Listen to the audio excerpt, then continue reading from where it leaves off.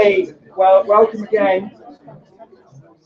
Welcome again, everybody. Welcome again to Theos. I know many of you are friends of Theos or associates or partners or otherwise have been involved with us for many, many years. And you're very welcome. If this is your first time at a Theos event, you're particularly welcome. As I said, my name's Nick Spence. I'm research director here. I'm also at the moment acting director, at least until 9 AM on the 4th of September, when Elizabeth Oldfield will be returning as our director. I will continue where I started, really, with sort of health and safety things which I'm mandated to do. It's always an exciting way to kick off an evening. The exit is the same as the entrance. There are no fire alarms. I'm not even sure we've got a fire alarm, actually. I've never heard one. We do have a fire alarm. If an alarm goes off, leave the building. Okay. We have lavatories. There are 2 on this floor and 2 floors up if you need to use them. And we are recording this evening. I'm audio recording it, and we're also live streaming it as well. There is a hashtag for the event, which is hashtag #TheosAI. Is that right? So those of you who are given to tweeting, please do tweet about the event. The format tonight is, in one regard at least, similar to other Theos events. So we invite interesting speakers and authors to talk about the subjects. Tonight we've got John and Beth, whom I'll introduce in a minute, to talk about AI, robots and humans. And then there's a kind of discussion, and then open up for question and answer to the floor, and we draw stumps formally at 8:30, although we retire upstairs for a drink after that. But it's slightly different tonight because of the subject matter. And when John and Nathan and I first talked about this, we did wonder about how we conduct the event, because often these events are framed in such a way as experts come and talk, and then the audience comes and interrogates them. Now, John and Beth are both experts in this field, but I think they'd be the first people to admit this field is incredibly fast moving, and it is posing existential and philosophical and moral and theological questions somewhat faster than we are capable of answering them. So the point of tonight really is to help you understand better the field of AI and the questions it poses, but also to engage in the kind of debate and questions that is underlying much of the research that John and Beth are doing at Cambridge University. So we will allow for a good 40 minutes or so of questions and discussions and points to be made. John is Emeritus Professor of Ethics and Perinatology at University College London, and he is co-principal investigator for a research project based at the Faraday Institute for Science and Religion in Cambridge, which explores the impact of advances in robotics, AI technology, and human identity and self-understanding. Beth is research associate at the Faraday Institute and working on the project Human Identity in an Age of Nearly Human Machines. She's trained as a social anthropologist within the Divinity faculty. So in all different regards, she's eminently well placed to speak into this particular fast-moving debate. I think that's all I have to say in terms of introductions. John is going to kick off with a few kind of background slides, and I'll hand over to Beth to talk about the project, some of her experiences and learnings from that. And then John again will come back with some other sort of provocative thoughts to kick off our discussion. Like I said, we will draw stumps formally at least at 8:30. So I think that's enough from me. Please welcome John and Beth. Thanks very much. It's great to be here, and my background is actually as a baby doctor, so you may well ask, what on earth is a baby doctor wearing around artificial intelligence and robotics? I got very interested in medical ethics, and really for the last 30 years I've been involved in concerns about medical ethics and the advances in technology. And one of the recurring themes that came out from that work and continues to come from it is the centrality of what it means to be human, and the way that as technology advances it addresses and challenges this question of what it means to be human. And in many ways it's medical technology seems to test destruction. The very concept of the human person, it seems to push it further and further and further. So this is still a human person, even in this borderline or criminal state. So that's, as I saw how advances in AI and robotics are actually raising very similar questions about what it means to be human and the nature of humanity. And that's really how I got into it.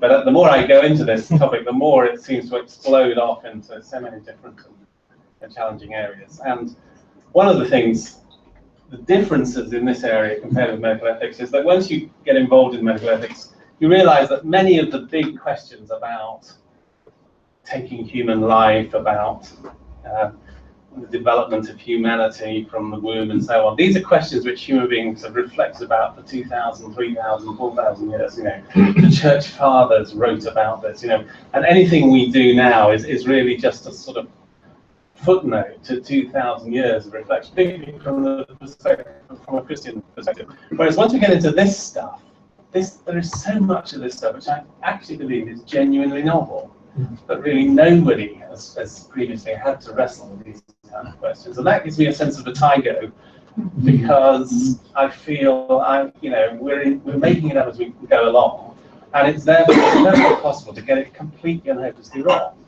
And that's part of the reason why when Nick first suggested this, I was a bit nervous about, I'm not at all sure I'm ready to talk publicly about some of these problematic issues, particularly from the perspective of the Christian faith. Anyway, in the background briefing paper, which I hope at least some of you have, could you wave a hand if you've seen the briefing paper, at least raises some of the questions and a sort of introduction to this very rapidly changing technology, and it raises some of the very obvious issues, many of which are now being debated in the general public media. And one of the whole issues is about automation, and there are varying estimates of the number of jobs that are going to be lost because of automation, but there is little doubt that it is going to have advances in AI and robotics are going to have very profound changes. And one of the most depressing statistics there is that you can see that it's the projections are that the greatest effect is going to be actually in poor countries, where the majority of jobs are much more readily going to be replaced by automation compared with jobs in the West, including in the UK. In healthcare, my, again, particular interest because of my background, there's no doubt that it's going to have a transformative effect on many aspects of healthcare, both in terms of diagnostics. So IBM Watson are working with clinical oncologists, cancer specialists in an elite hospital in New York, training a system. And already the oncologists are saying it's like working with a most learned, insightful colleague.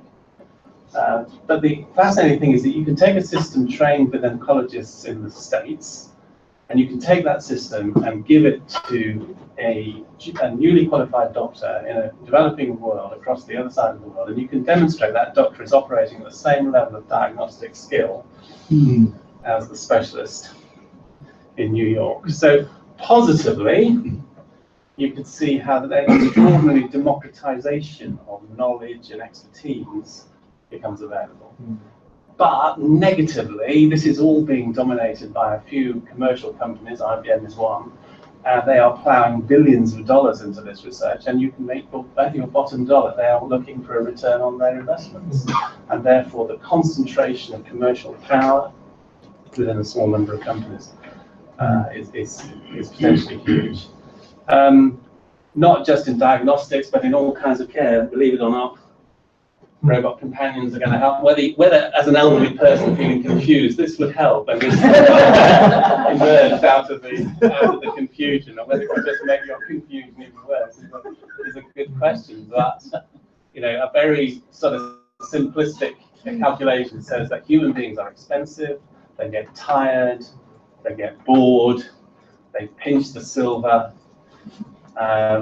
they demand pay rises, etc. Whereas machines are always going to be effectively more efficient. They're going to work 24/7. They're not going to get tired. They're not going to get bored. And you can scale them up. Once you've got one working, you can make 1,000 of them. And what's more, they're constantly learning on the job, and they can communicate what they've learned with other machines. So that once one machine learns how to do something, how to respond in a way that seems to be effective, then instantaneously all the other machines learn. The military, again, there's a very dark side. Autonomous weapon systems, and large investments going in from militaries around the world, not just states, but China, Russia. And in theory, there is always supposed to be a human making the decision as to whether to press the kill switch or not. In reality, there is a lot of work on closing the loop so that these systems will become autonomous, they can seek the targets, and they will then destroy them. And so, and they're not all of them huge like that. Some of them can be as small as a large bumblebee or something like that. Miniaturized, they can send them in swarms with seek and destroy, and as well as sending back intelligence.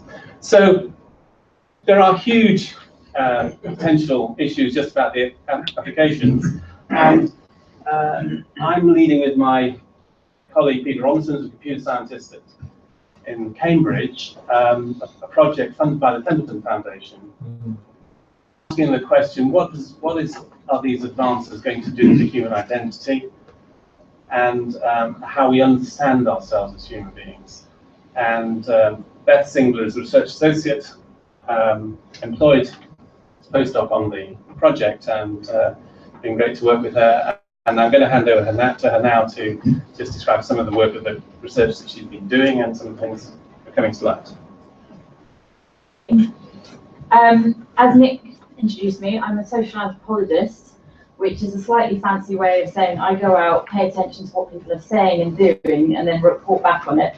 So I'm kind of a gossip. That's what I'm It's a gossip who uses theoretical frameworks and fancy words to impress you. So I thought for my part of the talk this evening, I'll talk a little bit about the things I've noticed during the research. It's like my summer holiday, and I'm going to report back on it. Part of the project's aims is to engage the public, so events like this is wonderful. I also go out to schools and talk to people, mostly young people, about 15, 17 years old, computer scientists, students doing philosophy and RS who might be interested in the ethical and theological implications of AI and robotics. But every so often I get a very interesting request. Not so long ago, I got asked to talk to 7-year-olds. Now I have a 5-year-old myself, so I thought maybe I can, adjust the language about AI and robotics, cut down my slides, not do quite so many long words. But really, all I needed to do was ask them 2 questions. And what do you think robots should do?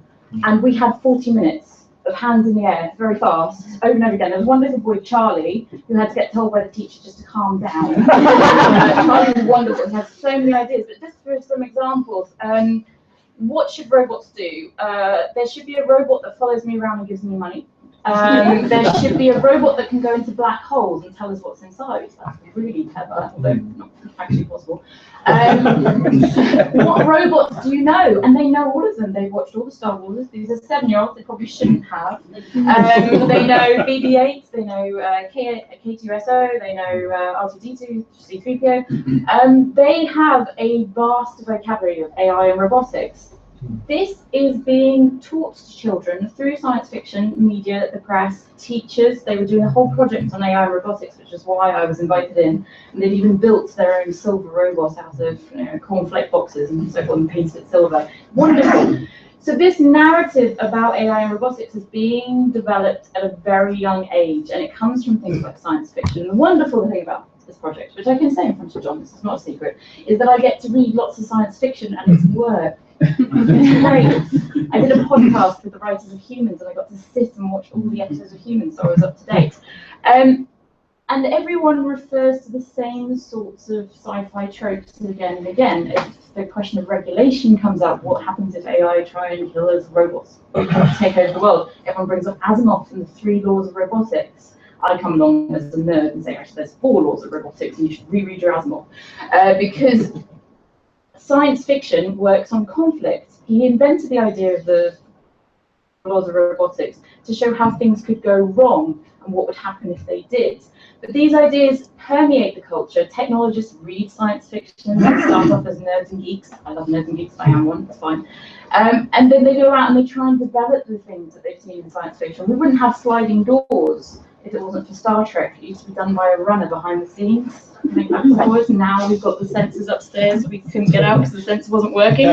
But sometimes the technology is very, very much based in the science fiction. And what I do with my background in social anthropology from a faculty of divinity, It's an odd combination, but it works just about, is look at how these conversations amongst overtly secular technologists actually permeate with religious tropes and narratives. Has anyone heard of a book called The Rapture of the Nerves? Hans Moravec and Charles Stross, completely replete with images of eschatology and escaping the physical realm, becoming into a transcendent realm of heaven, and avatars coming back down. The word avatar coming from the Hindu culture and avatarism. These things are really influential and yet very unself-reflexive. They don't often pick apart what kind of religious tropes and ideas they're pulling on from historical continuities. The Judeo-Christian culture, obviously a huge element of that, but like I say, avatar from the Hindu system, they're looking to Eastern mysticism unconsciously quite often.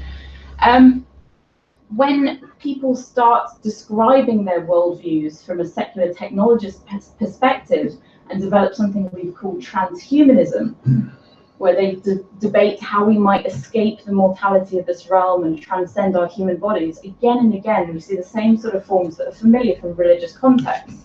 When they start describing flesh as a dead format, which is an actual quote, flesh is a dead format, and that they feel a certain disregard for their human forms, we can be reminded of Gnosticism and the duality of the spirit and the physical form. Now, my background as a social anthropologist in the Faculty of Divinity was more specifically in new religious movements, and there are new religious forms developing amongst transhumanists, amongst those who think AI technology will bring us to a new state of humanity that will eradicate mortality and bring us to a sort of wiser, more omniscient state of being. Some of these are quite pragmatic new religious movements, intentionally created to bring people into transhumanist ideas. So things like the Church of Everlasting Life is a transhumanist church in California, where they sit around and take lots of vitamins to live forever. The Turing Church, obviously named for Alan Turing, with aspirations again of escaping the physical form through mind uploading and sharing consciousness with a general artificial intelligence, the singularity, if you've come across this term, the technological singularity of artificial general intelligence. Although, however, these groups exist, on the whole, people who describe and work in artificial intelligence tend to be very, if not just overtly secular, but often aggressively atheist. And part of my job is to go out and interview people who are writing and thinking about AI, and in some cases creating it. And when I introduce myself as being from the Faraday Institute for Science and Religion, the look I get quite often is as though I've just grown two heads. Those two things don't go together, I get told. If you're going to consider the religious implications of AI, well, that's just ridiculous. You might as well consider the religious implications of climate change and fossil fuels and renewable energy. This is madness. Why would you ever have a conversation about religion and AI? It's just ridiculous. Now, I'll go and say, I stand up for myself and say, no, these are very important things. We need to pay attention to them. But there is a huge discourse in the technological field that is strongly atheistic. And partly there are influences from the kind of demographics you see in AI. I don't know if anyone's heard the expression sea of dudes. It's come up a few times. I believe a certain female technologist declared that AI was a sea of dudes. Also, racial representation is not particularly brilliant in AI technology either, the people who are developing these things. And we've seen some of those outcomes in algorithms that have biases because the people inputting the information into them contain particular biases or haven't thought about different worldviews and experiences. And something else that I tend to do is to go to technology conferences where these kinds of discourses are most readily apparent in the marketing. Wonderful poster I saw at one that had just the word faith, except the A and the I were underlined. And the whole key to that marketing concept was that in their products, their artificial intelligence products, you didn't need to have faith because they could show you how it worked. Every single aspect. So it's purely a selling point. Our artificial intelligence product for your marketing system, for your business, is purely understandable. You don't need faith. And yet within that word faith was AI. So they're using terminology from religion and they're using it to sell things. It's quite an interesting combination of events. And at the same place, when you see talks on people bouncing around the stage, sort of technological evangelists, as they call themselves, with their little microphones, Nick Bostrom gave a talk about the superintelligence, again, sometimes called the technological singularity, the point at which artificial intelligence goes beyond our expectations for intelligence, might potentially be beyond anything we can conceive of, and might potentially cause us some sort of harm. And he was using examples about genies and King Midas, and warning the audience to be careful of what you wish for with artificial intelligence. It might be uncontrollable. And there's a real dichotomy between those who go, I've got this new AI assistant who's going to make your life wonderful, you can do this like this. And then Mick Bostrom goes, be careful, it's a genie, and it might interpret your wishes too literally and create paperclips forever and ever. So there is this tension between the near future of marketing and salesmen and businessmen who think AI can sell their products and make everything and make lots of money for them, and then the far future of speculation, which draws quite heavily on science fiction, but also religious narratives and tropes. The future perspective, whether it's going to be utopian or dystopian, also quite strongly comes from science fiction. As I said with Asimov, his 3 laws are not prescribed. He's not suggesting this would work. It's about conflict in the narrative. And when we start talking about the future, the idea that things will be utopian or dystopian draws quite strongly on science fiction. Again, how many people here have seen an article in the newspaper about AI that had a Terminator image? Yes, yes. I have a folder on my laptop. I'm collecting them. Because this happens every time. In fact, when the Centre for Studies in Existential Risk started at Cambridge a couple of years back, the Daily Mail's headline was, Terminator studies now possible at Cambridge. And that's not what they're doing at all. But, you know, this is how it's presented in the media, and this feeds into people's perception. And going back to the 7-year-olds again, you know, their main references were Star Wars and BB-8, but at the same time they may see these more dystopian ideas, and we've got to think through how these narratives influence the discussion on AI. And that's what the project is particularly interested in, enabling the conversation, going out to the public, seeing what concerns the public has and how that might be addressed or might be supported. We also are very aware that AI could bring about problematic outcomes, particularly as John mentioned in automation. So thank you for coming this evening, and I'm very interested to hear what questions you'll have at the end. Thank you. Thanks, Beth. Great. So that gives you an idea of some of the fascinating things going on. So I just want to step back and just think about some of the underlying philosophical and theological questions. And it's interesting that historically these 3 entities were always regarded as completely distinct, as being ontologically quite separate. There were human beings who were unique, there were animals, our near neighbours, who were like us but different, and then there were the artifacts, the things we created. And what's interesting is that the boundaries between these concepts are breaking down. And in particular, the uniqueness of humanity then becomes blurred as we lose the sense of what is unique, what is distinctive about being human. And I think also that if you talk to technologists, not surprisingly, technologists have a very simplistic understanding.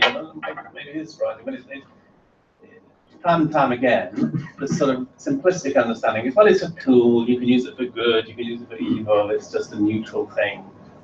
And I think actually part of the challenge for us is that we need to develop a more sophisticated and nuanced understanding of technology. And one of the ideas I like is that technology is a sort of reality distortion field. That the effect of technology is to distort our understanding of the nature of reality. And that at root, technology is about mastery. It's about the mastery of nature, and it's about the mastery of human nature. And you can bet your bottom dollar that advancing AI and robotics technology is ultimately all about mastery. It's about control, and the control of nature and of human nature. And then this question of how we're going to respond to this. One of the interesting things is that when you talk to people about automation, about the impacts of so on, there is a sort of fatalism, a determinism. This is going to happen. There is nothing we can do to stop it. These inexorable forces, the market forces, the forces of capitalism, of capital maximizing shareholder value, this is going to happen, and we are ultimately just flies in a massive process which is beyond human control, in a sense. It's also fascinating that whereas when you're dealing about physics and about biology and neuroscience, there are always limitations from the very nature of physics and biology. There's limits in terms of what is physically achievable. But once you get into a world of ones and noughts, then there doesn't appear to be any physical limit, any processing limit. In theory, every problem becomes soluble by just increasing processing power. And that is the source of quite a lot of the dystopic thinking. So this comes from Nick Bostrom, who's written a whole book called Superintelligence. And he puts this intelligence axis, and there's a mouse, there's a chimp, there's the village idiot, and there's Einstein.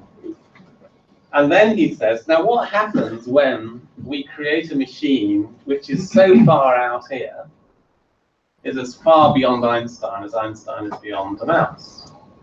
Do we think that this machine out here is going to be as particularly interested in the interests of human beings any more than human beings are particularly concerned in the interests of mice? And he postulates that being might turn out to be quite malevolent, either just unconcerned about mice or about human beings, or positively malevolent.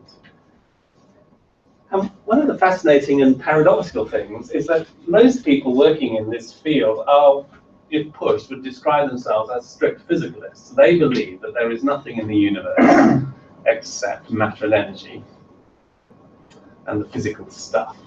If you are a strict physicalist, then you have to believe that absolutely everything that's come out of the human brain and out of human behavior is simply the product of physical wiring, cellular processes, chemical exchanges, and so on. And that doesn't mean just Mozart and Einstein and cathedrals, but it means Hitler and Pol Pot and ISIS and all the most terrible and evil things which human beings have done are simply products of wiring. And if this has happened once, that all this evil has emerged from wiring, why should we be so naive to think that it can never happen again, emerging out of silicon wiring? And what's more, as one of the characteristics of humans, and particularly of evil humans, is that they often don't appear to be evil, that they are profoundly effective at dissembling and appearing nice and deceptive. And that, of course, is a constant science fiction theme. The apparently nice, super intelligent being who subsequently turns out to be malevolent.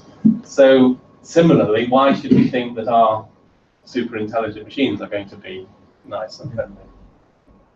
And so there is that interesting connection between the physicalism and the dystopia.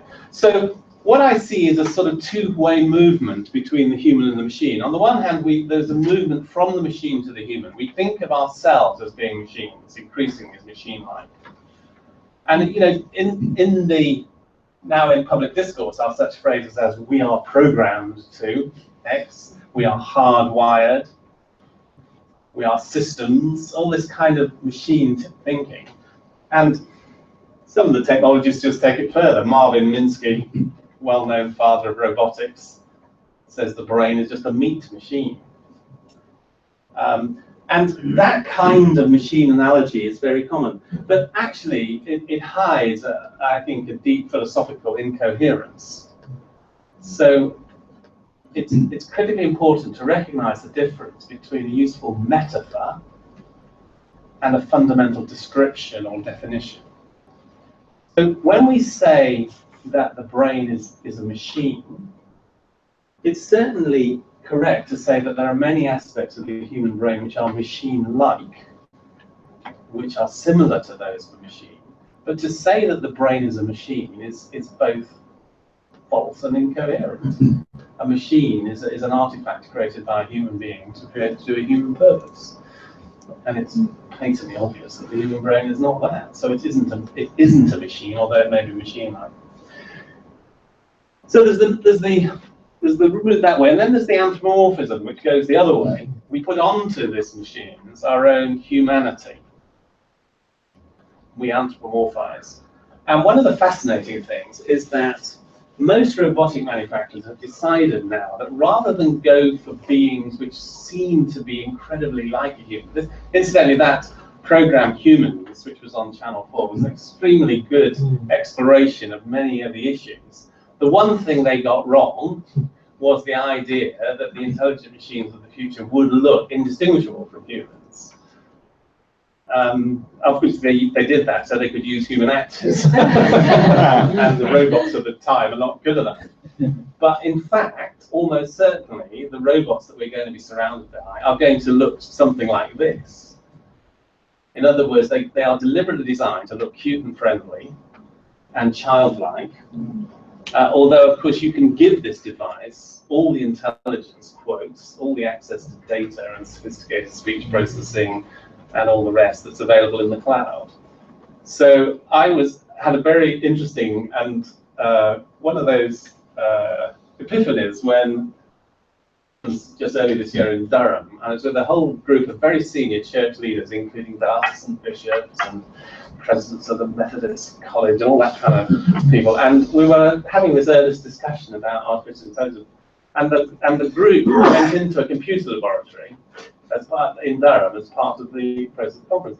And we walked into this laboratory, and on the floor there were 5 of these little Nio robots. And they were all switched on and working with their eyes flashing, and they were moving around and speaking. And instantly the atmosphere in the room changed. And the diocesan bishop gets down on his knees. Oh, hello! Look at them, darling! Oh, aren't they precious? Oh, hello! It's waving at me. And I was so struck because here were these.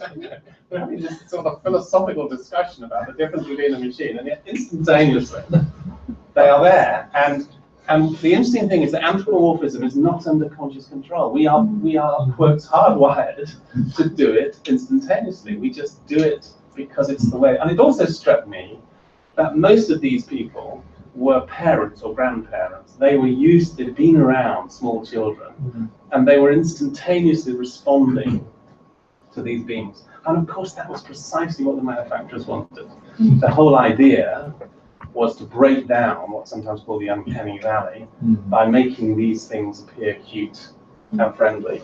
And so this ability to anthropomorphize is going to create all kinds of issues for us, because it's already been shown that if you take a human-like robot and you torture it, quotes, you can see within the brain of the observer the same kind of responses as would happen if you were torturing a human being in front of them. And this raises all kinds of issues. Is it going to be, are there going to have to be rules about how we treat human-like robots? If I torture a robot, am I actually damaging my own humanity? Would it be okay to give a paedophile a child robot for it to abuse?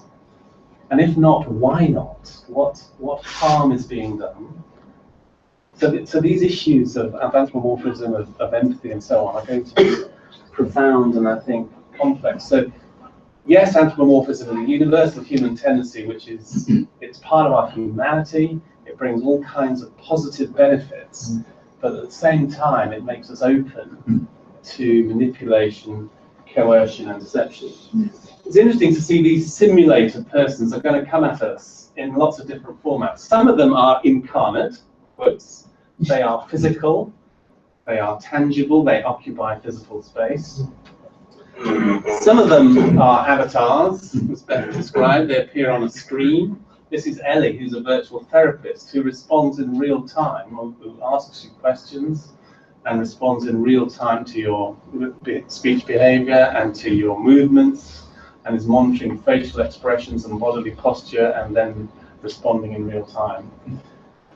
You can even, this is a website called AternaMe, where you can upload all your digital data and it will then recreate the person. So it could be a person who's died. You could continue to have conversations with that person in virtual space because the personality is replaced. And you could, on the right, you could live forever as a digital avatar. So long after you've gone, you'll be there engaging with your friends and with your family.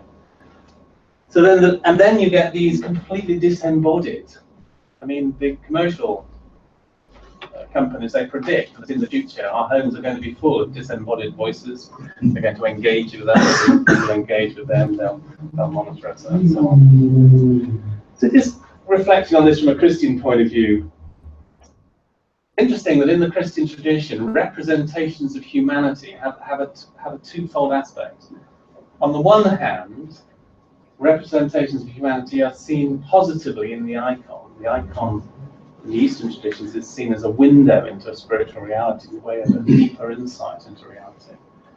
But at the same time, there is the concept of the idol, the human artifact which exerts power over human beings in a malign way, which simulates. I'm fascinated by the fact that in the Old Testament, the characteristics of the idols is that they can't speak, see, and they can't move. And lo and behold, we are now creating idols that can do all three. That are going to apparently be alive, dynamic, engaging. So, how are we going to treat these beings? And at what point should these beings be considered as part of the moral community? There are already philosophers arguing the case. This is David Gunkel, a philosopher who is arguing that intelligent machines should be given, quotes, human rights. They should be regarded as part of the moral community and should be protected from harm and so on.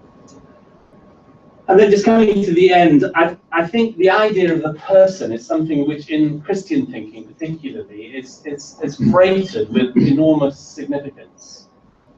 That we have an I-it relationship with most of the creation, but then there is this special relationship, the I-you relationship, which is about a profound connection at a personal level. And of course, within the understanding of Trinitarian theology, that ultimately comes from the understanding of the relation between the persons, the self-giving of the persons of the Trinity. So there is something very profound in Christian thinking about personhood. It's a category that is ontologically foundational.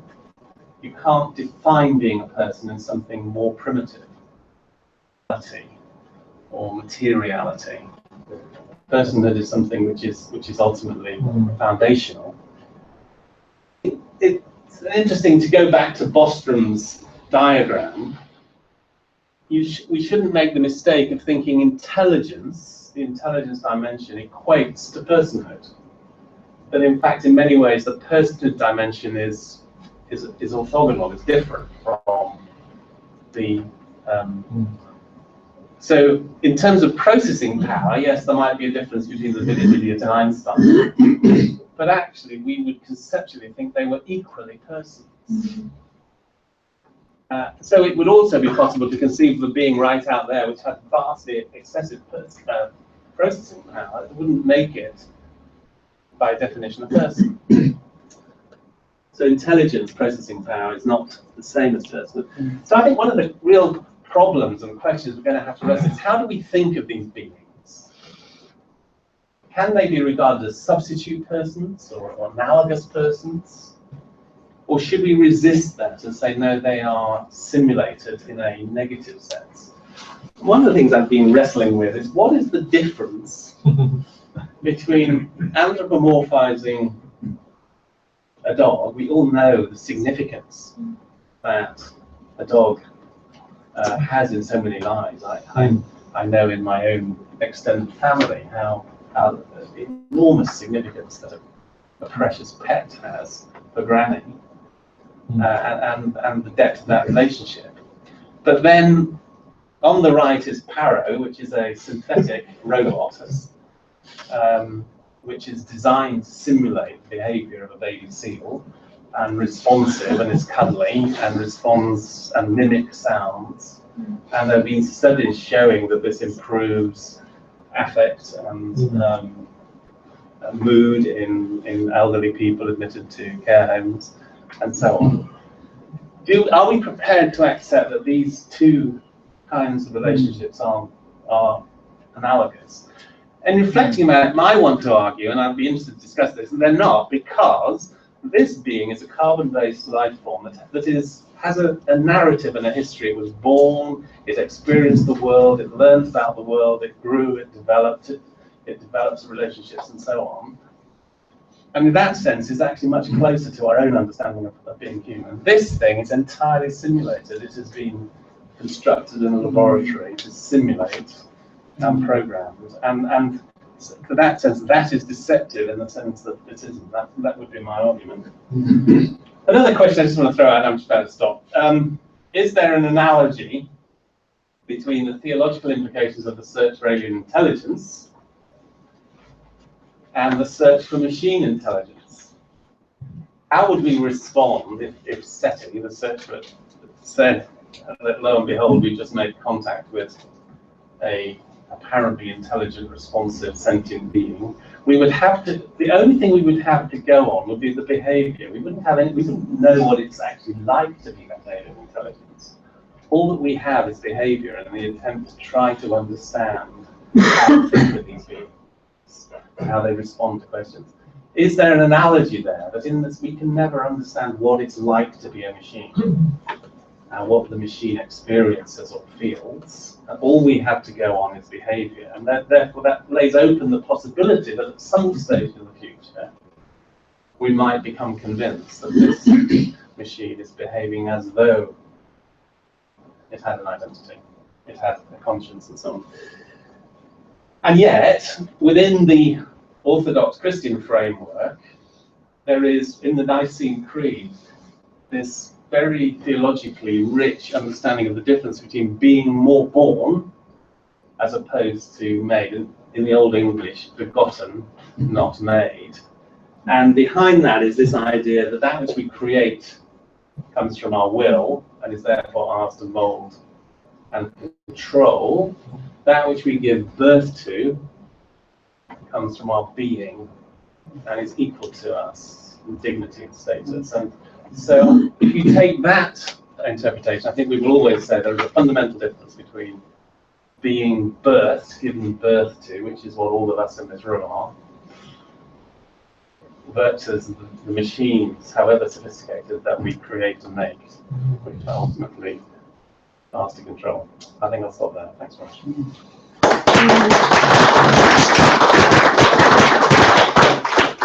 Beth, John, thank you both very much. There's a huge amount to interrogate there, and I know people will be itching to ask questions. I'm going to get in with a question for each of you first of all, and then kind of throw the floor open.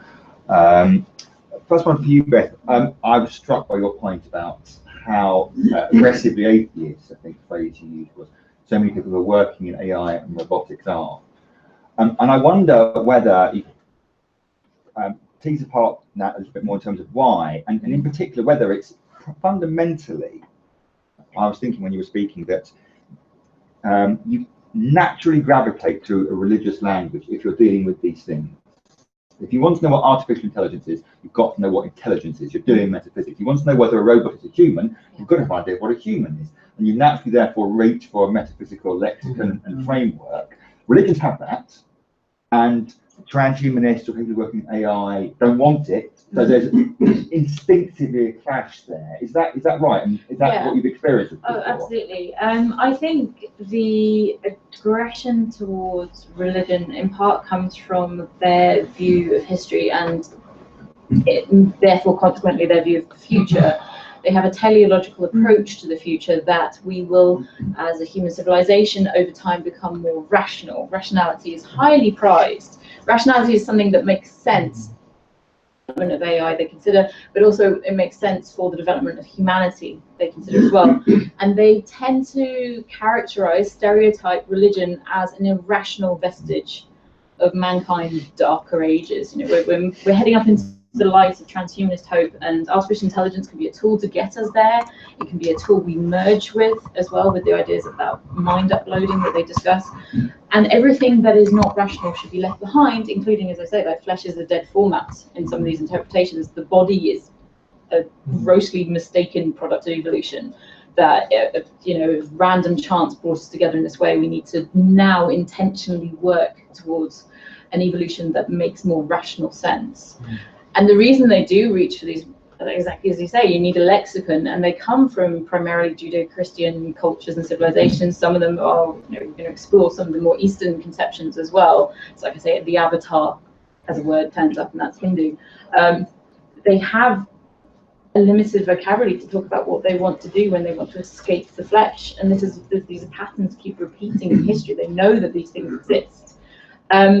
What's interesting is the moral boundary work that goes on, and like I say, it's an aggressive atheism of like, these are the terms they use would be goddists, religionists, deathists.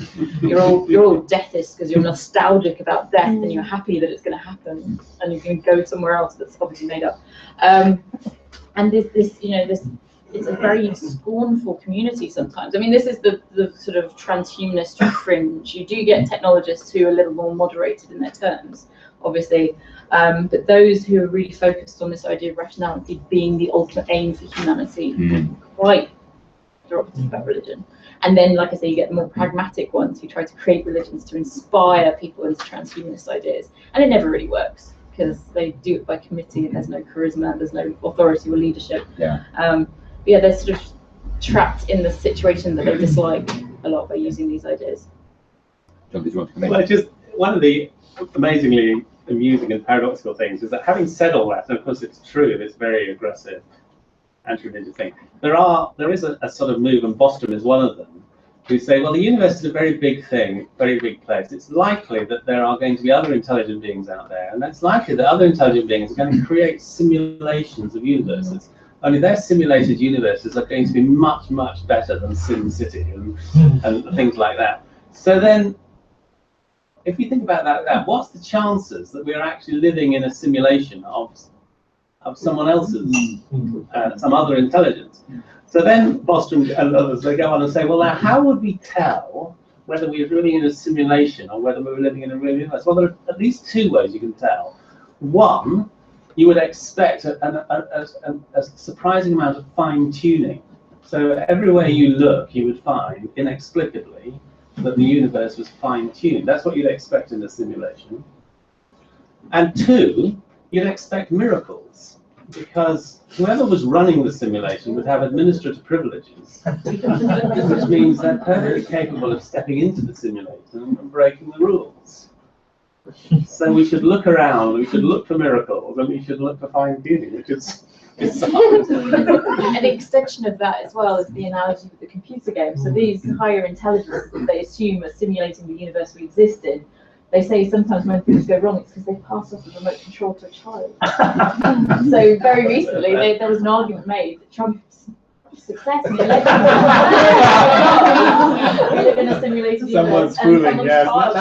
Take it back. It's starting to make sense, isn't it? Interesting thing to take.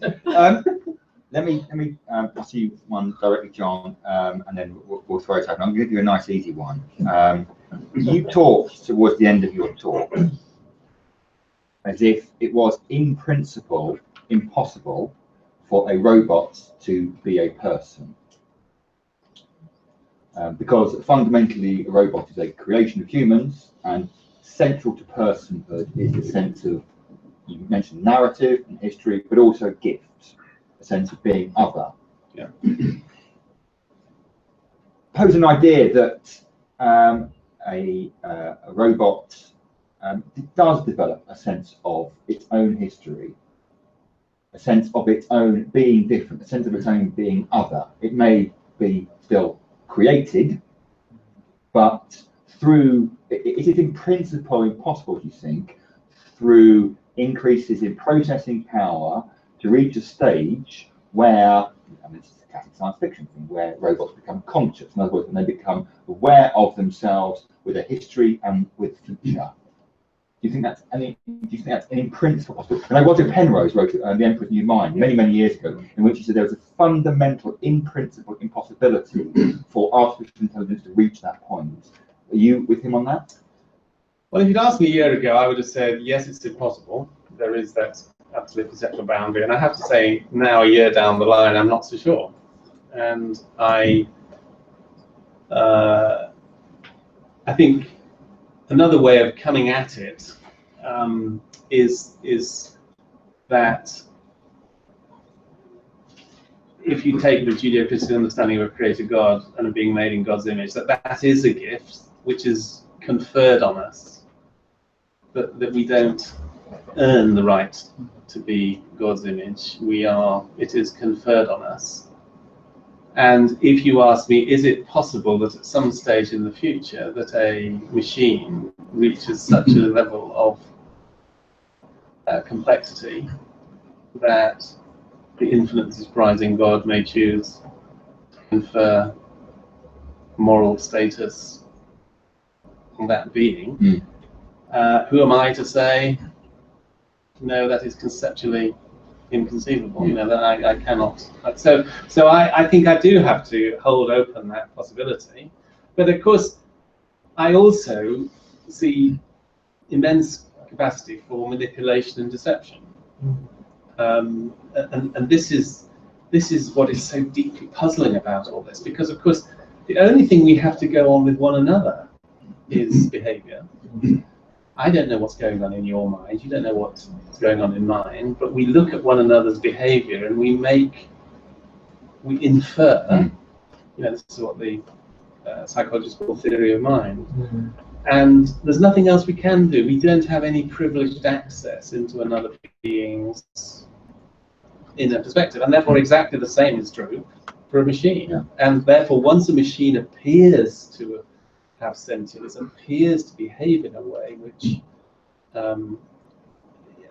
appears to have a first-person perspective and so on, there will certainly be many people, including the philosophers I mentioned, who will say, well, therefore we must give them the benefit of the doubt, we must accord them protection and rights and treat them as members of the moral community.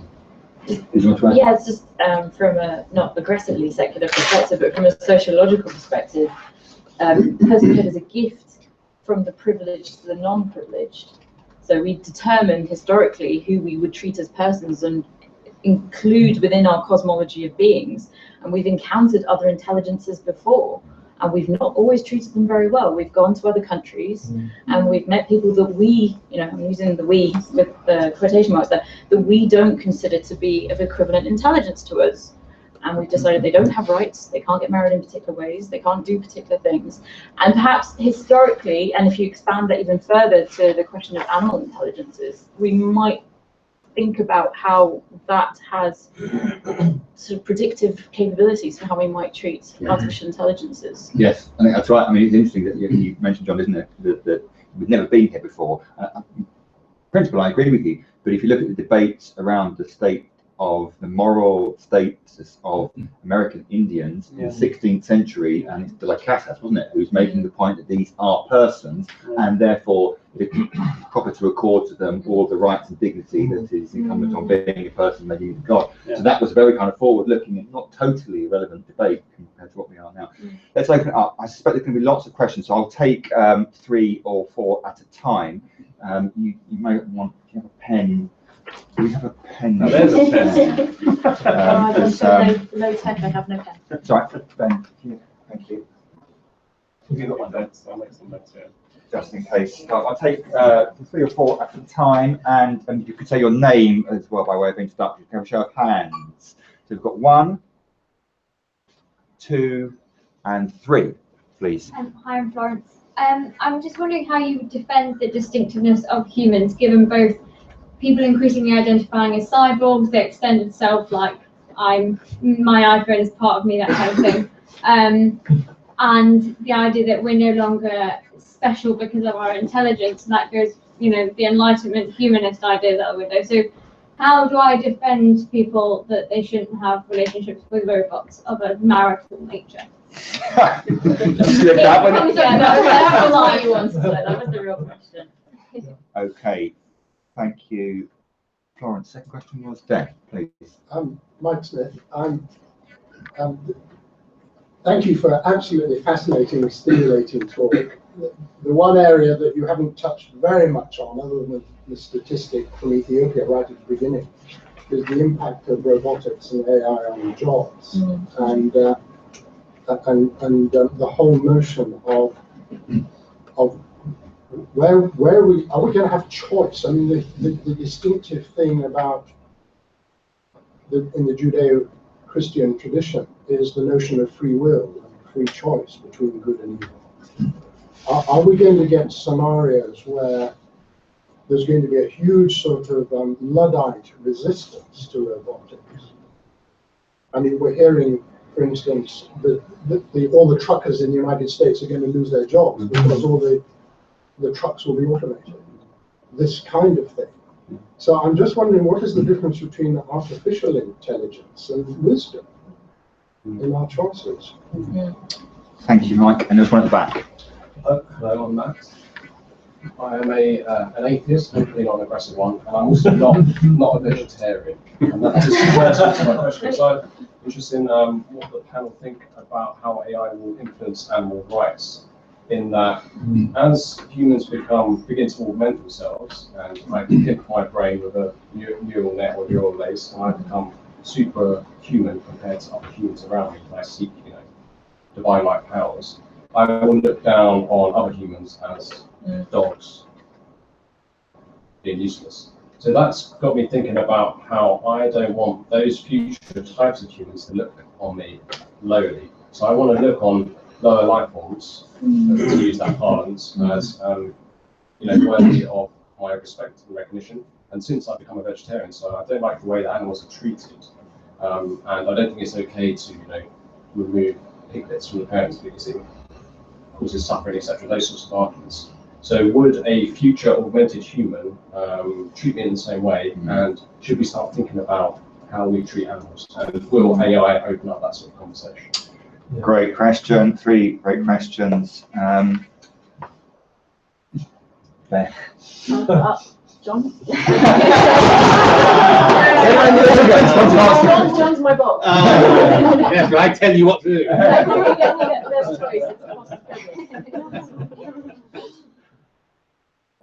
Which one? Gosh, can I talk about the jobs? I do think it is a very troubling what is happening, and it's because of the concentration of power in a small number of commercial companies, and because of this driving force for efficiency. I do think I think it's almost inevitable, there is going to be a sort of, quotes, Luddite reaction against this. And ultimately, I think I personally think there's going to have to be a showdown between the forces of capital, concentrated in Silicon Valley and elsewhere, with global governments. I think in the end, global governments will not be able to stand by and watch their societies disintegrate around them. Social unrest, massive unemployment, and all the rest. And I think there will be some kind of showdown, but of course global capital will have enormous power. I mean, companies like Google and Apple are sitting on cash mountains that are as much as a medium-sized country. So whereas all countries are massively in debt, the commercial companies are sitting on cash mountains and are able to spend money. So I'm not at all enthusiastic about how this showdown will be, although ultimately I think the governments probably will be able to exert, if there is a global movement, exert pressure on the best solution I've heard is some kind of robot tax. Yeah. In other words, if you're going to use automation, there have to be enormous taxes. Yeah. And those taxes will then go towards preserving social capital, and will mean that there may be a fundamental shift that volunteering will become, there will be some kind of universal basic income. A relatively small number of elite people will be able to get jobs that pay well, actually controlling and programming the machines and working with them. But there will be a large number of people who will only be able to have a universal basic income, and but there will be the options of volunteering. And maybe human nature, interesting to know, some people maybe will spend their lives playing computer games, but others will say, actually, I want to do something valuable with my life and will volunteer to help the lives of other people. It sounds like a science fiction future, but I don't know if it's that far away. Becky, do you want to pick up Just one of the other two? a little bit. I am actually a huge skeptic when it comes to universal basic income and the idea of robot taxes, primarily because corporations really hate paying tax. They go out of their way extensively to avoid paying it. And if the purpose of paying any kind of extra tax on the value that is created by automation is to maintain the existence of human beings in numerous numbers, it's a terrible way of putting it, in vast numbers, corporation want there to be lots of human beings. And I'm not suggesting there would be a cult and robot overlords. What I'm suggesting is the way that corporations already insinuate narratives through things like social media could be a way for them to insinuate narratives about not having lots of human beings. You know, your lifestyle's great, you can go skiing, you can have holidays, you know, this is the universal basic income that will make it happen if you don't have children. And that is a big concern for me, that encouraging corporations to have a stake in population control. Also, I just don't think economically it would work, but I'm not an economist, and someone can pipe up and say I'm completely wrong on that. But I've been very skeptical about universal basic income. We had an event here actually on universal basic income. I noticed that both of your students avoided Florence and Matt's questions, perhaps because they were so very good. I'm going to hazard an initial response to give you both time. Okay, go for it. Okay, well, I might try and do them together, which is a little tricky.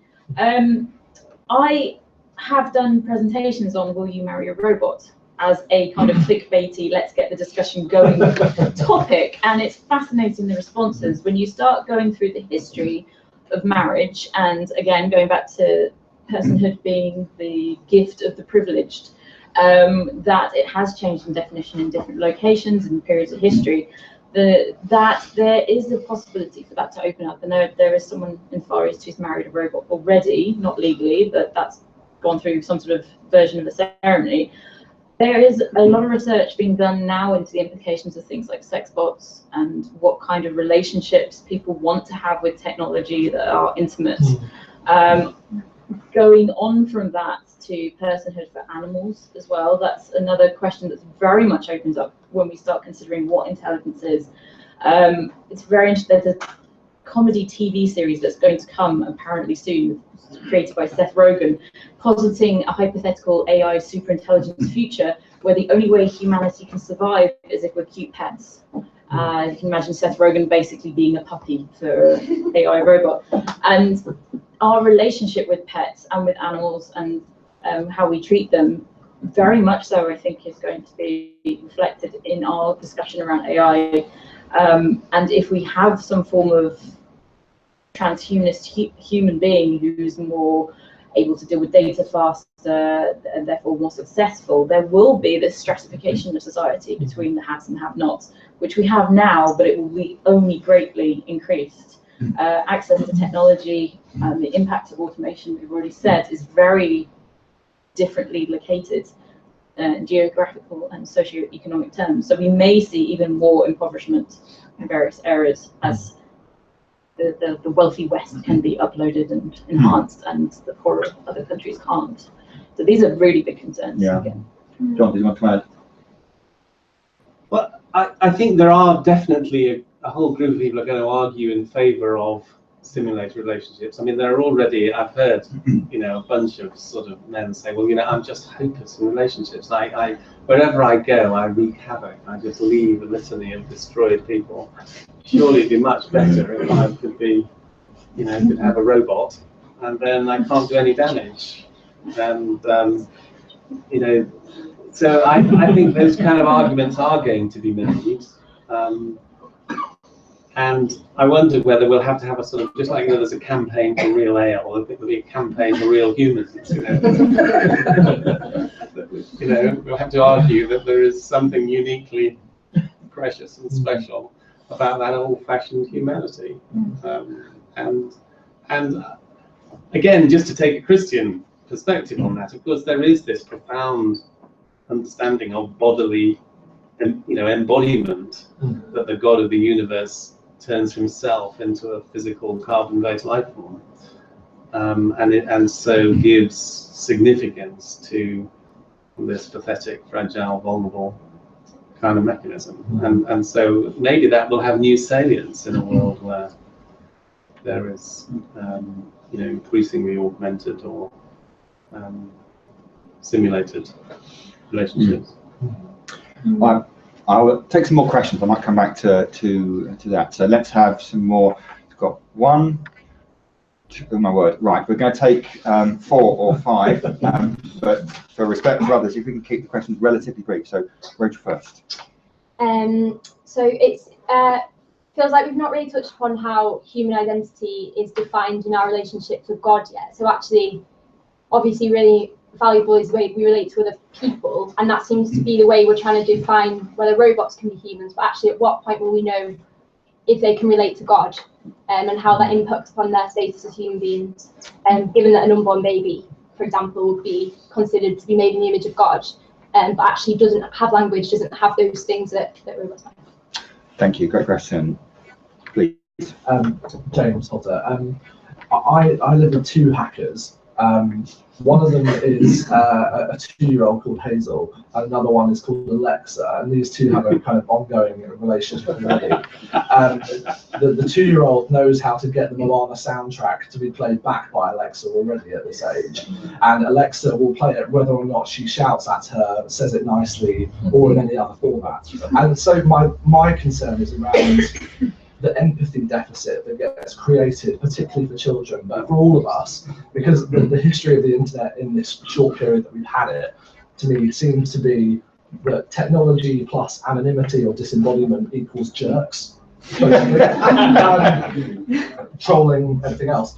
And so we already have these things, and John, interesting, you keep using the term being, which is quite an interesting one, just to even analyse that separately. But we have these things living in our homes already in one format or another, and maybe we think of these things in the distant future. That actually is what level of education should we be giving our children, and just more generally around how they should cope with that. And do we need to argue for something not just artificial intelligence, but some kind of artificial empathy that these beings should have, in order to stop us basically going to the kind of most base nastiness that we might express to them otherwise. Thank you, James. Please. Yeah, Chris Morehouse. I sit on the Joint Advisory Committee for Ethics and Investment for the Methodist Church. And it's a rather prosaic question that kind of builds on the jobs one. Have you thought about what are the issues for investors, for ethical investors, in all sorts of companies that may be developing AI and robots? Chris, I'm going to take a couple more because I know there's some other hands up. Jenny, and then there's a hand right at the back.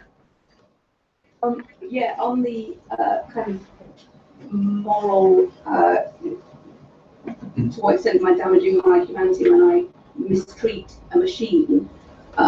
I saw a play a couple of years ago that was looking at virtual reality, and in this virtual reality world, someone had abused a child avatar, and was saying that he had done that to actually protect real children. So just where kind of do the moral boundaries lie that I would still consider that to be wrong, because on the biblical basis of, if you're angry with your brother, that's the same as murdering him, but in a worldview that doesn't accept a sin format like that. Yeah. Thanks, Jenny. And one more at the back. Going back to the... So your name? Your name? My name is Theos Dallas. Going back to the dilemma of born or made, how can we distinguish between those two? For example, Christians don't really believe in Christ as a human being, a historical person who was born in year X. Actually, they're encouraged to overlook the historical dimension of their religion. They should believe in a dogma, which is, after all, a human narrative, a technological achievement in some kind of way. Okay, thank you. Is it Simios? I didn't catch your name. Theos Dallas. Theos, thank you. There are 5 questions there, and they're all quite diverse, and I'm not going to force each of you to pick up each of them. Could you come talk to those that you're most comfortable talking to, and hopefully we'll cover them that way. Yes, this thing is your turn to start. Oh, it's my turn to start. Okay. the 2-year-old talking to Alexa, James? Yeah. Yeah, I have a 5-year-old, and I completely understand. I don't have Alexa in my house, but I completely understand that the interaction of children with technology is fascinating and also a bit worrying. You know, when they start trying to swipe the pages on a book because you let them on tablet for 2 months. It was interesting though. The last thing you said was, should we have artificial empathy for AI to stop us being bad? Surely the problem is human empathy that is not inclusive of other forms, perhaps. Essentially, the counter, I suppose, is that if you look at the behaviour of people on Twitter when they're trolling people, is that they know that there are other humans at the other end. And you ask a troll that they're very aware that there are humans at the other end, but they feel that through the anonymity that's given by an avatar and that separation that's created through the technology, that it creates this ability for us to go beyond the boundaries that we would otherwise put in place if we were face to face with one another. That's an argument of human-to-human interaction, even through technology. What you were suggesting is, do we need to have a different relationship with technology that talks to human? Well, that's on the basis that at the moment we can distinguish between whether or not that thing that's in the box in the corner is human or not. What's interesting about things like Alexa and Siri and Cortana is the amount of linguistic and narrative work that goes on behind the scenes, where what kinds of interactions will happen and therefore decide what kind of responses will be given. And specifically with AI assistants that are female, they program them to respond in particular ways to abuse. So they would, if you try and sexually harass Alexa and you can try this out, she would just tell you that's not appropriate and I don't want you to do that anymore. But they cannot be aggressive in reaction to you as a product, and that does mean that relationship is, again, artificial. I was meant to go on the radio and talk about should we be polite to AI assistants, and actually just evolved into when will artificial intelligence happen. And my argument was going to be, which I will make again, manners maketh man. Who we are, and I don't think we like people who are impolite, whether it's impolite to an AI assistant, impolite to a waiter, impolite to an animal. You can disagree on the personhood of those three things, but I think it's more about the personhood of the person who's being impolite, and that's what we maybe need to focus on. One of the interesting things I heard about all these ubiquity of these boxes who obey our commands is actually going back to an age where there was domestic service. Yes. So previously the middle classes would always have some anonymous person who was there to do whatever you wanted, but you had to train your children to treat the servants well. You know, they couldn't abuse the servants, and so it's strange how the sort of manners which come from the era of domestic service we're now going to have to educate. So you should always say please and thank you to Alexa. There is a relatively famous example of someone's grandmother who every time she searches on Google, she puts please at the end. That's very good. That's very We good. like that. So why not? Why not to technology as well? So taking on very interesting question about virtual reality and what is the significance of events that happen within this digital space. So historically, Christianity and other sort of ancient forms of moral thinking have distinguished only two categories. There are either things which are done in the flesh, and there are things that are thought. And they're both important, but they have a different moral significance. Christianity has always said, yes, your thought life is important, but the thought of murder is not the same as actually going out and doing it. The interesting thing is that what seems to be created with digital technology is a third category that is neither a thought nor an action. It has a sort of intermediate status. It's more significant than a thought and less significant than an action.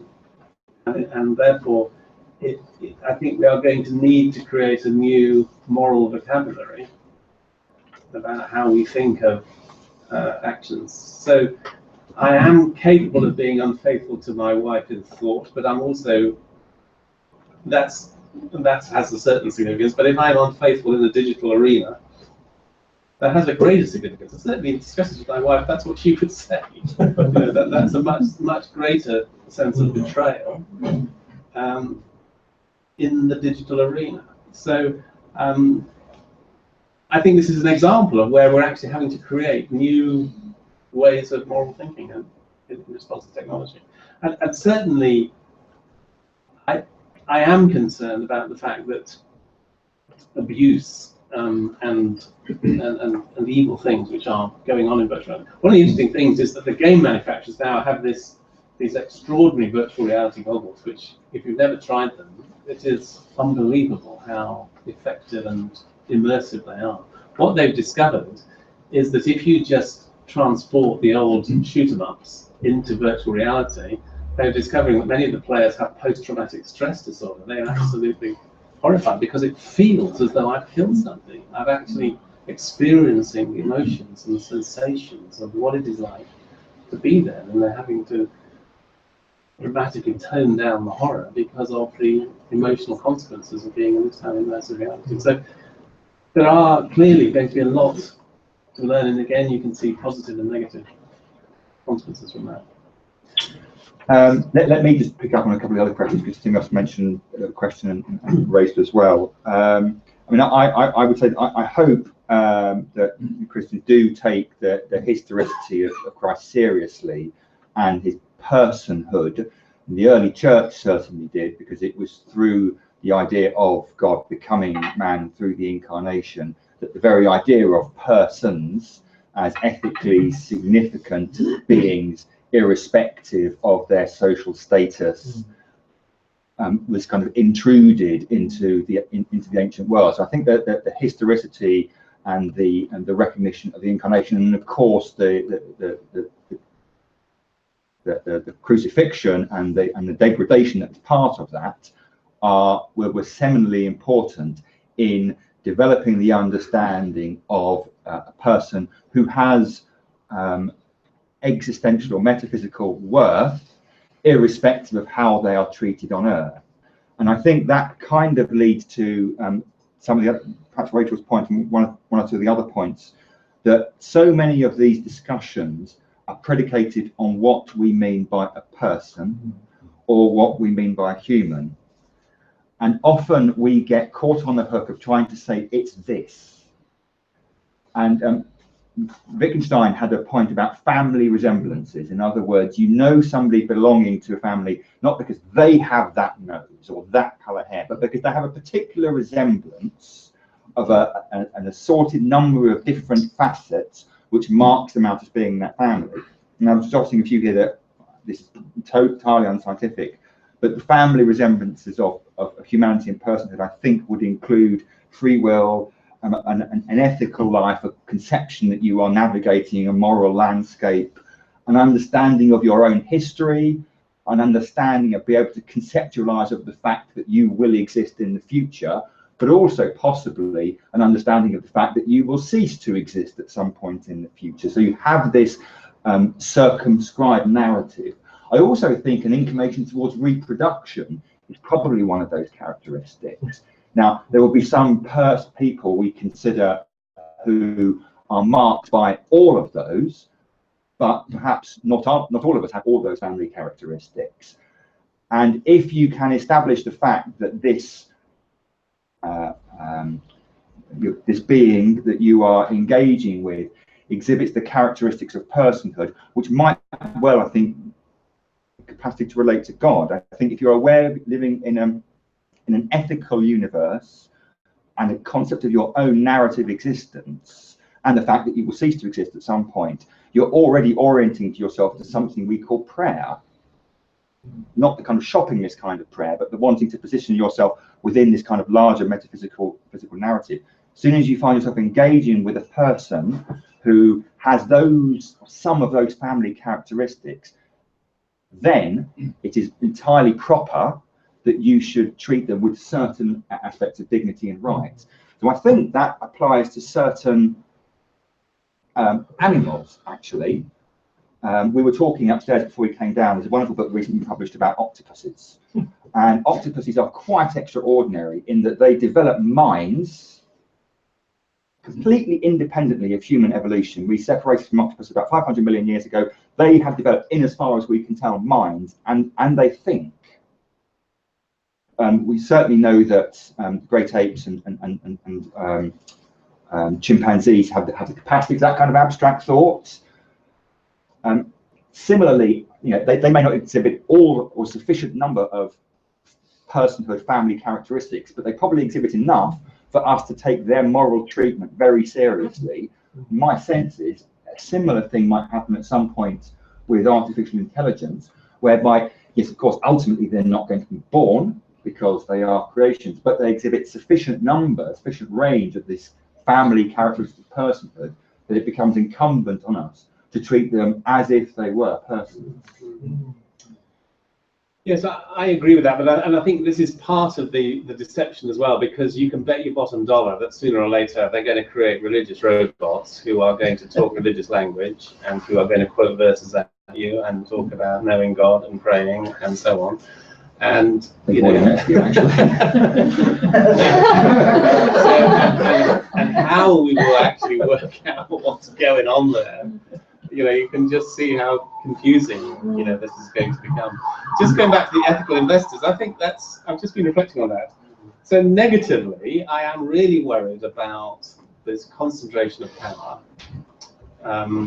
in very small number of very, very rich people who are basically able to do whatever they like.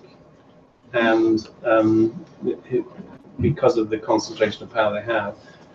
And so investing in that, part of me feels, no, that is something really to steer clear of. But I suppose you can put it around the other way and say, investor power. The one possible hope, apart from governments, of exercising power is through investors. The people who invest in these companies, shareholders, and who say they want to exert power. So, I mean, good luck with that. If the shareholders are going to, impact on Google, I think.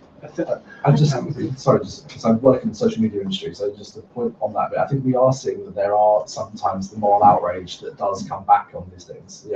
Recently with YouTube algorithms that have been serving up, kind of content for advertisers in places where, as an advertiser, I'm happy about that content appearing.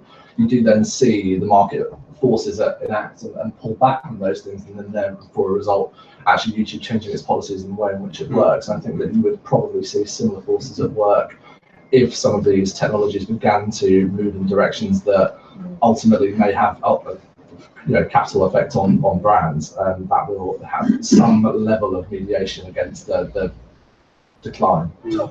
I wanted to speak to that question as well. So I saw a statistic today, and I think it's from Accenture, and I'm not sure how many people they surveyed, but the stat was that when they asked people, do you think you've interacted with AI? And about 30% said yes, about 30%. Then they looked at the kind of apps and tools and equipment that these people use, and it was 80%.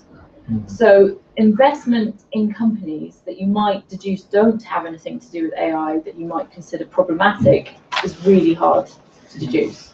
Organizations like DARPA quite obviously are working towards military applications for robotics, but they also have things like Olympics for robots, and it's fun, then they fall over and it's amusing. But the reason why they want robots to be able to go through obstacle courses is because they want military applications. So the marketing of these products and the invisibility as well is also very key. We've got a couple more minutes left. I want to take a couple more questions. I don't know if anyone who hasn't already asked one. So we've got one there and one at the back as well. So 2 questions, please. Right. Can I just throw the artificial intelligence question on its? So Mark Bostrom had some really interesting ideas, but he goes on to suggest that not only would intelligent beings create artificial universes for us to dwell in, but he says that they would create ancestral simulations. There's a high probability in his mind that we are in fact simulations ourselves. So when you look at artificial intelligence, it may not be that the question isn't just about something that we're observing. It may be about ourselves as well. So how do you distinguish in yourself whether you're an artificial intelligence or not? Thank you. So your name? Tom, at back. Any thoughts on what we could do to enrich the public discourse on technology?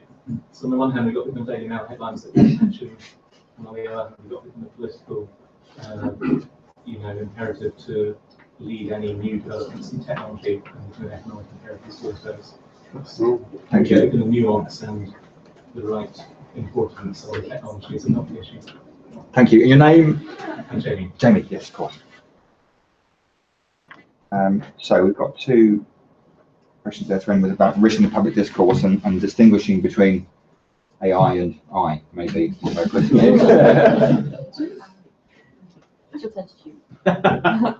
very, very polite, isn't it?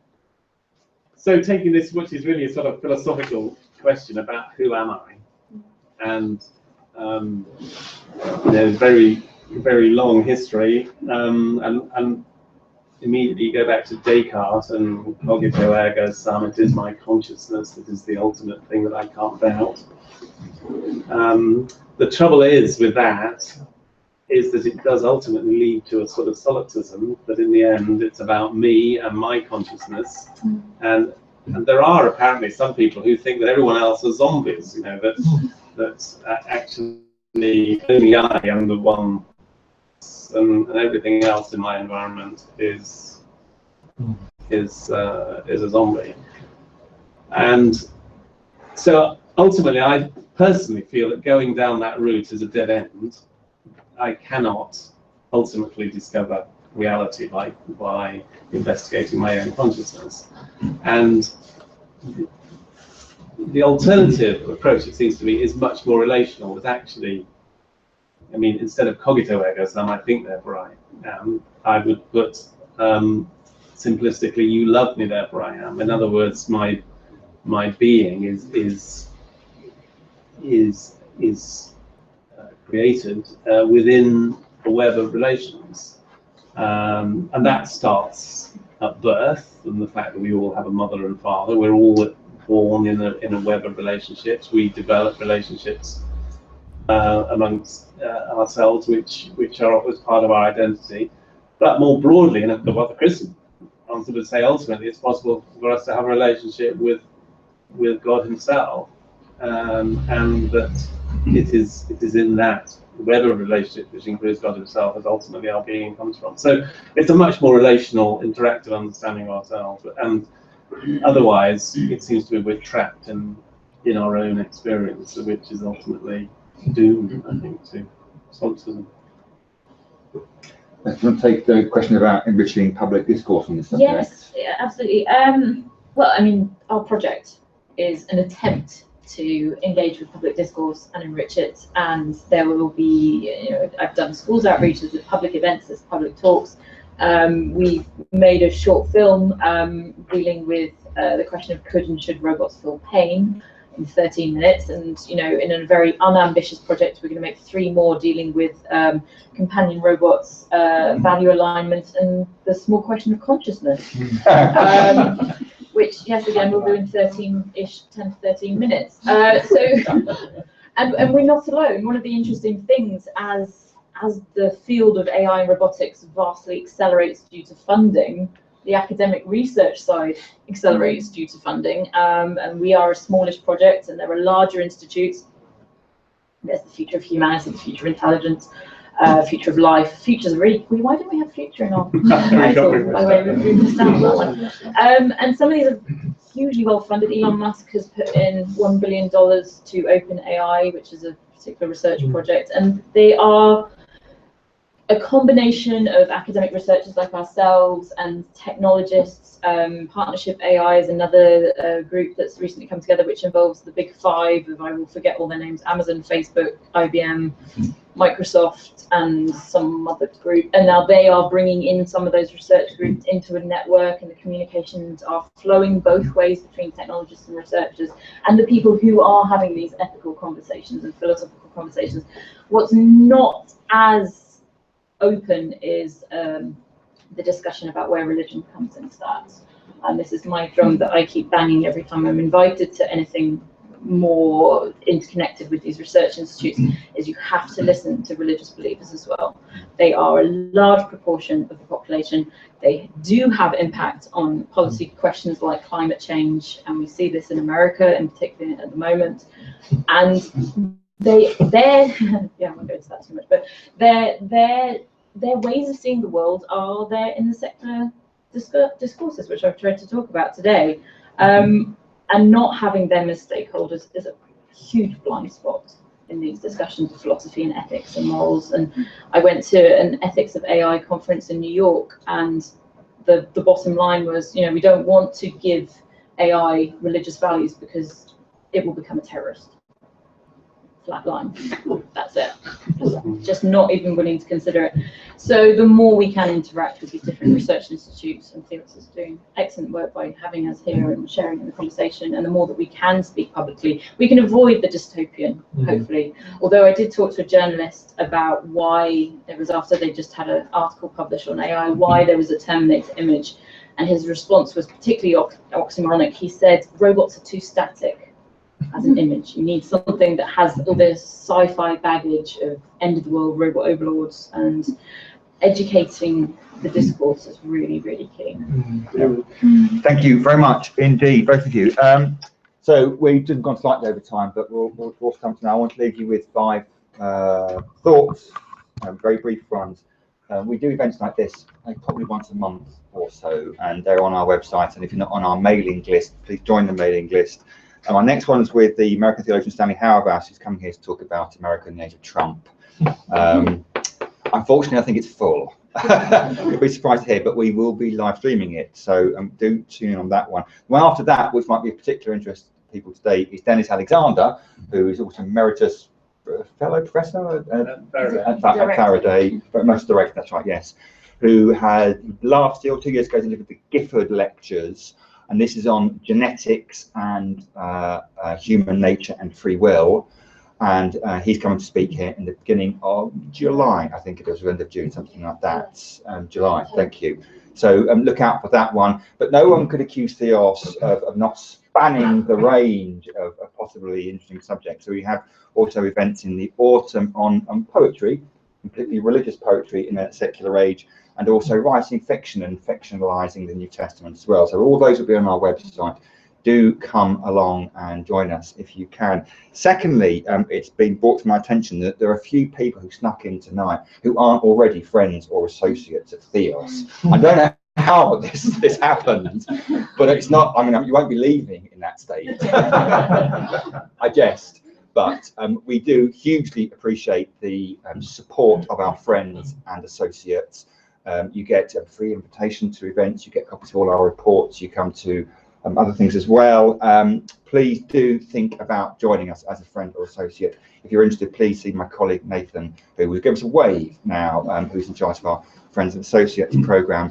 A third point, think about bringing someone else to a Theos event as well. We're a Christian think tank, but we don't just want to talk to Christians or about Christianity, if I can put it that way. We want there to be a healthy, broad public discussion about the role of Christianity generally, Christianity specifically, faith generally in contemporary public life, and that means preaching to people other than the choir.